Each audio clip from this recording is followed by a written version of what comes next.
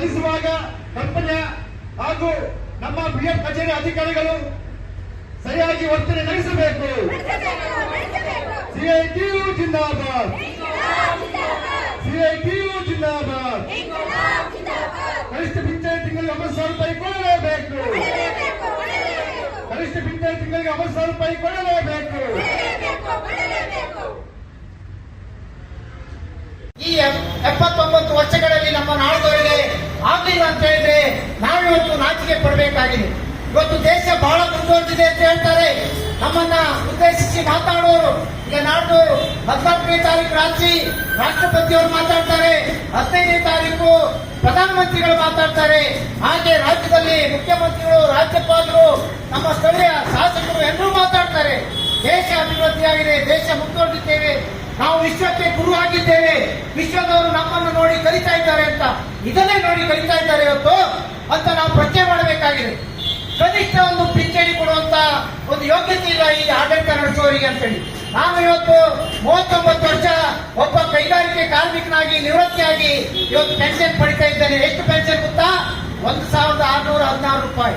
ದಿನಕ್ಕೆ 53 ರೂಪಾಯಿ ಚಿಲ್ಲರೆ ಬರ್ತದೆ. ನಮ್ಗೆ ಶುಗರ್ ಮಾತಿ ತಗೊಳ್ಳಿಕ್ಕೆ ಸಾಧ್ಯ ಆಗಲಿಕ್ಕಿಲ್ಲ. ನಮ್ಗಿಂತಲೂ ಕಮ್ಮಿ ಇವತ್ತು ಇಲ್ಲಿ ಪಡೆಯೋರಿದ್ದಾರೆ, 300-400 ರೂಪಾಯಿ. ಎಲ್ಲಿದೆ ನಿಮ್ಮ 1,000 ಕನಿಷ್ಠ ಪೆನ್ಷನ್ ಇವತ್ತು ಅಂತ ನಾವು ಕೇಳಬೇಕಾಗಿದೆ. ನೀವು ಯಾವ್ಯಾವುದಕ್ಕೂ ಲಕ್ಷ ಕೋಟಿ ರೂಪಾಯಿಯನ್ನ ಖರ್ಚು ಮಾಡ್ತೀವಿ ಬಜೆಟ್ ಅಲ್ಲಿ.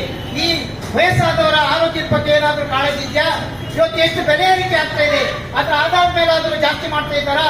ಇವತ್ತು 32 ವರ್ಷ ಸರ್ವಿಸ್ ಮಾಡಿದ್ರೆ ಒಬ್ಬ ಸರ್ಕಾರಿ ನೌಕರ, ಅವರ ಕೊನೆಯ ಸಂಬಳದ ಅರ್ಧದಷ್ಟಾದ್ರೂ ಪೆನ್ಷನ್ ಬರ್ತದೆ. ಈಗ ಅದಕ್ಕೂ ಕೂಡ ಕತ್ತಿ ಹಾಕಲಿಕ್ಕೆ ಆ ಓಲ್ಡ್ ಪೆನ್ಷನ್ ಸ್ಕೀಮ್ ಅನ್ನೇ ಬದಲಾವಣೆ ಮಾಡ್ತಾ ಇದ್ದಾರೆ. ಈ ರೀತಿಯಾಗಿ ನಮ್ಮ ಹಣವನ್ನೇ ಅಲ್ಲಿ ಇಟ್ಕೊಂಡು ಅದರಲ್ಲೂ ಕೊಡ್ಲಿಕ್ಕೆ ನೀವು ನಿರಾವೇಶ ನಡೆಸ್ತಾ ಇದ್ದೀರಿ ಅಂತ ಹೇಳಿದ್ರೆ ನಾವು ಪ್ರತಿಭಟನೆ ಮಾಡದೆ ಬೀದಿಗಿಳಿದೆ ಇನ್ನೇನ್ ಮಾಡಬೇಕು ಅಂತೇಳಿ ನಾವು ಕೇಳಬೇಕಾಗಿದೆ. ನಮ್ಮ ದೇಶದ ಸ್ವಾತಂತ್ರ್ಯ ನಂತರದ ದಿನಗಳಲ್ಲಿ ಕಾನೂನುಬದ್ಧವಾಗಿ ಅಂಬೇಡ್ಕರ್ ಅವರು ಕೊಟ್ಟಂತ ಈ 75 ಲಕ್ಷ ಜನರ ಅಲ್ಲಿ ಕೇಂದ್ರ ಸರ್ಕಾರ ಯಾಕೆ ಇವರ ಕಡೆ ಗಮನ ಕೊಟ್ಟಿಲ್ಲ? ಯಾಕೆ ಗಮನ ಕೊಟ್ಟಿಲ್ಲ ಅಂತ ನಾವು ವಿಮರ್ಶೆ ಮಾಡಬೇಕಾದ್ರೆ ಅದಕ್ಕೆ ಒಂದು ಕಾರಣ, ನಾವು ಕೂಡ ನಮ್ಮ ದಕ್ಷಿಣ ಕನ್ನಡ ಜಿಲ್ಲೆ, ಉಡುಪಿ ಜಿಲ್ಲೆ ಸೇರಿದ್ರೆ 2 ಅಲ್ಲಿ ರೀಜನಲ್ ಆಫೀಸ್ ಇದೆ, PF ಇದು, ಇಲ್ಲಿ ಪ್ರಾದೇಶಿಕ ಆಫೀಸ್ ಇದೆ. ಈ 2 ಆಫೀಸಲ್ಲಿ ಸರಿಸುಮಾರು 1.5 ಲಕ್ಷ ಜನ ಪೆನ್ಷನ್ ಪಡಿತಾ ಇದ್ದಾರೆ ಪ್ರತಿ ತಿಂಗಳು. ಆದರೆ ಈ ಜನ ಸಂಘಟಿತರಾಗಿಲ್ಲ, ಇವರನ್ನು ಸಂಘಟನೆ ಮಾಡುವವರೂ ಇಲ್ಲ. ಬಹಳ ಕಷ್ಟಪಟ್ಟು ನಮ್ಮ ಕಾರ್ಯಕರ್ತರು ಒಂದು ಸಂಘಟನೆ ಮಾಡಿ ಒಂದು ಹೋರಾಟ ಮಾಡಬೇಕಾದ್ರೆ ಹಣ ಸವಾಸ ಪಡೆಯಬೇಕು. ಈ ಸ್ಥಿತಿ ಇಡೀ ದೇಶದಲ್ಲಿ ಇರುವುದರಿಂದಲೇ ಪ್ರಧಾನಮಂತ್ರಿಗಾಗಲಿ, ಕಾರ್ಮಿಕ ಮಂತ್ರಿಗಾಗಲಿ, ಅದರ PF ಟ್ರಸ್ಟಿಗಾಗಲಿ 14 ವರ್ಷಗಳಿಂದ ಈ ಕಾರ್ಮಿಕರ ಈ ಕನಿಷ್ಠ ಪಿಂಚಣಿ 1 ರೂಪಾಯಿ ಏರಿಸಬೇಕು ಅನ್ನೋ ಒಂದು ಅಭಿಪ್ರಾಯಕ್ಕೆ ಅವರು ಬಂದಿಲ್ಲ. ಇದರಿಂದಾಗಿ ಈಗ ನಾವು ಕೆಲವು ವರ್ಷ ಆಯಿತು ನಮ್ಮ ಈ ಸಂಘಟನೆಯನ್ನು ಆರಂಭ ಮಾಡಿ. ಈ ಆರಂಭ ಮಾಡಿದ ನಂತರ ನಾವೀಗ ಎಲ್ಲ ಕಡೆ ಈ ಪೆನ್ಷನ್ದಾರರನ್ನು ಸೇರಿಸ್ತಾ ಇದ್ದೇವೆ. ಅವರನ್ನು ಸಂಘಟನೆ ಮಾಡಿ PF ಕಚೇರಿ ಎದುರು ತರ್ತಾ ಇದ್ದೇವೆ. ಇಲ್ಲಿ ಪ್ರಶ್ನೆ ಬರೋದು ಏನು ಅಂತಂದ್ರೆ, ಭವಿಷ್ಯ ನಿಧಿ ಮತ್ತು ಪೆನ್ಷನ್ ನಲ್ಲಿ ಏನು ಮಾಡಬೇಕು, ಏನು ಮಾಡಬಾರದು ಅನ್ನೋದು ಚರ್ಚೆ ಆಗುವುದಕ್ಕೆ ಒಂದು ಟ್ರಸ್ಟ್ ಇದೆ, PF ಟ್ರಸ್ಟ್ ಅಂತ ಹೇಳ್ತಾರೆ. ಅದು ಅದರ ಅಧ್ಯಕ್ಷರು ಈ ದೇಶದ ಕಾರ್ಮಿಕ ಮಂತ್ರಿ. ಆ ಸಭೆಯಲ್ಲಿ ಈ ವಿಷಯಗಳನ್ನು ನಮ್ಮ ಯೂನಿಯನ್ನ ಪ್ರತಿನಿಧಿಗಳು, ಪಾಸ್ ಆಫೀಸರ್ ಕೂಡ ಅದನ್ನು ನಗಣ್ಯ ಮಾಡ್ತಾ ಇದ್ದಾರೆ. ಯಾಕಂದ್ರೆ ಆ ಟ್ರಸ್ಟಿಯಲ್ಲಿ ಸಂಘಟನೆಗಳು ಮಾಡುವಂತ ಸ್ಥಾನ ಇದೆ, ವ್ಯಕ್ತಿಯಿಲ್ಲ, ಮಾಲಕರಿಗೂ ಇದೆ, ಸರ್ಕಾರಕ್ಕೂ ಇದೆ. ಈಗ ಒಂದು 14 ವರ್ಷ 12 ವರ್ಷಗಳು ನಾವು ಹೇಳ್ತಾ ಬರ್ತಾ ಇರುವುದೇನು, ಹಣ ಇಲ್ಲ ಅಂತ. ಹಣ ಇಲ್ಲ ಅನ್ನೋದು ಸತ್ಯವಾ ಅಥವಾ ಹಣ ಇಲ್ಲದಿದ್ದರೆ ಅದಕ್ಕೆ ಬೇರೆ ಮಾರ್ಗ ಇದೆಯಾ ಅಂತ ನೋಡಬೇಕು. ಈ ಪ್ರಾವಿಡೆಂಟ್ ಫಂಡ್ ಅಲ್ಲಿ, ಈ ಭವಿಷ್ಯ ನಿಧಿಯಲ್ಲಿ ಅನ್ಕ್ಲೈಮ್ಡ್ ಅಂದ್ರೆ ಹಣವನ್ನು ವಾಪಸ್ ಪಡೆಯಲಿಕ್ಕೆ ಇಲ್ಲದವರು ಅನ್ಕ್ಲೈಮ್ಡ್ ಅಂತ 10,000 ಕೋಟಿ ರೂಪಾಯಿ ಇದೆ. ಪ್ರಾವಿಡೆಂಟ್ ಫಂಡ್ ಅಲ್ಲಿ ಅನ್ಕ್ಲೈಮ್ಡ್ ಅಮೌಂಟ್ 10,000 ಕೋಟಿ ಇದೆ. ಪ್ರತಿ ವರ್ಷ ಅದಕ್ಕೆ 8.25% ಬಡ್ಡಿ ಸೇರ್ತಾ ಇದೆ. ಪ್ರತಿ ವರ್ಷ ಅದು ಹೆಚ್ಚಿಗೆ ಆಗ್ತಾ ಇದೆ. ಅಲ್ಲಿ ತೆಗಿಲಿಕ್ಕೆ ತಲೆ ಇಲ್ಲ. ಈ ಬಗ್ಗೆ ಟ್ರಸ್ಟಿಯಲ್ಲಿ ಒಂದು ತೀರ್ಮಾನ ಮಾಡಿ ಯಾರೆಲ್ಲ ಇದೆ ಅವರಿಗೆ ಒಂದು ಮಾಹಿತಿ ಕೊಟ್ಟು ಇಷ್ಟು ಸಮಯದ ಒಳಗೆ ಅದನ್ನು ತೆಗೆಯಬೇಕು, ಆ ಹಣ ವಿಡ್ರಾ ಮಾಡಬೇಕು.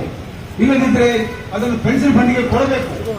ಆ ತರ ಪೆನ್ಷನ್ ಫಂಡಿಗೆ ಕೊಟ್ಟರೆ ನಾವು ಏನೀಗ ಕೇಳ್ತಾ ಇದ್ದೇವೆ 9,000 ರೂಪಾಯಿ ತಿಂಗಳಿಗೆ ಪೆನ್ಷನ್ ಅದು ಕೊಡ್ಬೋದು, ಆರಾಮವಾಗಿ ಕೊಡ್ಬೋದು, ಏನೂ ಕಷ್ಟ ಇಲ್ಲ. ಅದಕ್ಕೆ ಟ್ರಸ್ಟಿನವರು ಅಥವಾ ಸರ್ಕಾರ ಹೇಳುವುದನ್ನು ಅದು ನಿಮ್ಮ ಹಣ ಅಲ್ಲ, ಯಾವುದೋ ಅನ್ಕ್ಲೇಮ್ಡ್ ಹಣ ನಿಮ್ಮ ಹಣ ಅಲ್ಲ. ಹೌದು, ನಾವು ಹೋಗ್ತೇವೆ, ನಮ್ಮ ಸದಸ್ಯರ ಹಣ ತೆಗಿಬೇಕಲ್ಲ. ತೆಗಿಲಿಕ್ಕೆ ಏನು ವ್ಯವಸ್ಥೆ ಮಾಡಿದ್ದೀರಿ? ಏನು ವ್ಯವಸ್ಥೆ ಮಾಡಿದ್ದೀರಿ? ಏನು ಮಾಡಿಲ್ಲ. ಬರೀ 1 ವರ್ಷಕ್ಕೊಮ್ಮೆ ಟ್ರಸ್ಟ್ ಮೀಟಿಂಗ್ ಅಲ್ಲಿ ಎಷ್ಟು ಬಡ್ಡಿ ಕೊಡಬೇಕು ಅಂತ ತೀರ್ಮಾನ ಮಾಡಿದಾಗ ಅದನ್ನು ಅನೌನ್ಸ್ ಮಾಡ್ತಾರೆ. ಅನ್ಕ್ಲೇಮ್ಡ್ ಹಣ ಇಷ್ಟಿದೆ ಅಂತ ನಮ್ಮ ಈ ಆಫೀಸಲ್ಲಿ ಇರ್ಬೋದು. ಅದು ಹೇಗೆ ಅನ್ಕ್ಲೇಮ್ಡ್ ಆಗ್ತಾ ಇದೆ ಅಂತಂದ್ರೆ, ಈಗ ನಮ್ಮ ಜಿಲ್ಲೆಯಲ್ಲಿ, ನಮ್ಮ ಇಡೀ ದೇಶದಲ್ಲಿ ಈ ಕಾಮಗಾರಿಗಳು ಆಗ್ತವೆ. ಕಾಮಗಾರಿಗಳು ಆಗಬೇಕಾದ್ರೆ ಆ ಕಾಂಟ್ರಾಕ್ಟ್ದಾರರಿಗೆ PF ನಂಬರ್ ಬೇಕು, PF ಅಕೌಂಟ್ ನಂಬರ್ ಬೇಕು. ಅಕೌಂಟ್ ನಂಬರ್ ಇದ್ದಾಗ ಅಲ್ಲಿ ಕೆಲಸ ಮಾಡಿದ 3 ತಿಂಗಳು, 4 ತಿಂಗಳು, 5 ತಿಂಗಳು ಕೆಲಸ ಮಾಡಿದವರಿಗೆಲ್ಲ ಅಲ್ಲಿ PF ಕಟ್ ಆಗುತ್ತೆ. ಅವರು ಉತ್ತರ ಭಾರತದವರಾಗಿರ್ತಾರೆ. 3-4 ತಿಂಗಳ ನಂತರ ಅವ್ರು ಕೆಲಸ ಬಿಟ್ಟು ಅಲ್ಲಿ ಪ್ರಾಜೆಕ್ಟ್ ಆದ್ರೆ ಮತ್ತೆ ಅವ್ರ ಮನೆಗೆ ಹೋಗ್ತಾರೆ. ಅವರಿಗೆ ಗೊತ್ತಿರುವುದಿಲ್ಲ ಅವರ ಹೆಸರಲ್ಲಿ PF ಅಲ್ಲಿ ಹಣ ಇದೆ ಅಂತ. ಈ ತರ ಇಡೀ ದೇಶದಲ್ಲಿ ಆಗಿ ಈ ಅನ್ಕ್ಲೇಮ್ಡ್ ಹಣ ಕಲೆಕ್ಟ್ ಆಗೋದು ಒಂದು. ಎರಡನೇ ವಿಷಯ, ಇಲ್ಲಿ ಸರ್ಕಾರದ ಬೆಂಬಲ ಇಲ್ಲ. ಇಷ್ಟು 5 ಕೋಟಿ ಫಾರಿನ್ ಬಂದವರು 75 ಲಕ್ಷ ಪೆನ್ಷನ್ದಾರರು ಇರುವಾಗ ಕೇಂದ್ರ ಸರ್ಕಾರ ತನ್ನ ಬಜೆಟ್ ಅಲ್ಲಿ ಒಂದೇ 1 ರೂಪಾಯಿ ಬಜೆಟ್ ಅನ್ನು ಬೆಂಬಲ ಕೊಡ್ತಾ ಇಲ್ಲ ಇದಕ್ಕೆ, ಈ ಪೆನ್ಷನ್ಗೆ. ಮತ್ತು ಹೇಳುವಾಗ ಹೇಳ್ತಾರೆ ಎಲ್ಲ ನಾವು ಅನುಕೂಲ ಮಾಡ್ತೇವೆ ಅಂತ. ಅನುಕೂಲ ಮಾಡಿದ್ದೀಗ ನಮ್ಗೆ ಗೊತ್ತು. ಇನ್ನೊಂದು ಪೇಪರಲ್ಲಿ ಬಂತು, ಏನು 2020ರಿಂದ 2025ರವರೆಗೆ 5 ವರ್ಷದಲ್ಲಿ ಕೇಂದ್ರ ಸರ್ಕಾರ ಒಂದು 20-25 ದೊಡ್ಡ ಕಾರ್ಪೊರೇಟ್ ಸಂಸ್ಥೆಗಳ 10 ಲಕ್ಷ ಕೋಟಿ, ಒಂದೇಳಲ್ಲ 10 ಲಕ್ಷ ಕೋಟಿ ಹಣವನ್ನು ಮನ್ನಾ ಮಾಡಿದ್ದಾರೆ. ನಿನ್ನೆ ಪತ್ರಿಕೆಯಲ್ಲಿ ಬಂದದ್ದು. ಯಾವತ್ತೂ ನಮ್ಮ ಮೋದಿಯವರು ಒಂದು ಸಣ್ಣ ಕೆಲಸ ಮಾಡಿದರೆ ಪತ್ರಿಕೆಯಲ್ಲಿ ಇಡೀ ಫ್ರಂಟ್ ಪೇಜ್ ಅಲ್ಲಿ ಅಡ್ವರ್ಟೈಸ್ಮೆಂಟ್ ಕೊಡ್ತಾರೆ ಪ್ರಚಾರಕ್ಕೆ. ಆದರೆ ಇಷ್ಟು ದೊಡ್ಡ 10 ಲಕ್ಷ ಕೋಟಿ 5 ವರ್ಷದಲ್ಲಿ 10 ಲಕ್ಷ ಕೋಟಿ ಒಂದು 25 ಜನ ಕಾರ್ಪೊರೇಟ್ ಸಂಸ್ಥೆಗಳಿಗೆ ಮನ್ನಾ ಮಾಡಿದ್ದನ್ನು ಪತ್ರಿಕೆಯಲ್ಲಿ ಕೊಟ್ಟಿಲ್ಲ, ಜಾಹೀರಾತು ಕೊಟ್ಟಿಲ್ಲ.